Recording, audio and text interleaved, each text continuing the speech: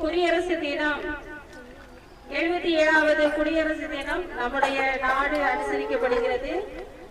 நம்முடைய நாடு 1947ஆம் ஆண்டு ஆகஸ்ட் திங்கள் 15ஆம் நாள் சுதந்திரம் பெற்றோம்.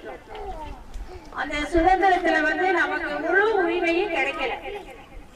இந்த குடியரசு அப்படிங்கிறது நம்மளுடைய நாடு குடியாட்சி ஆகணும், நமக்குன்னு ஒரு அங்கீகாரம் வேணும் அப்படிங்கறத மனசுல வச்சு அன்னைக்கு நம்மளுடைய இந்த பட்டாசீட்டு அடங்கெல்லாம் மாத்திரம் இல்லையா, மறுபடியும் நம்ம அந்நியருக்கு அடிமையாயிடக்கூடாது அப்படிங்கிறது முழு உரிமை பெற்ற நாள் தான் இந்த குடியரசு நாள்.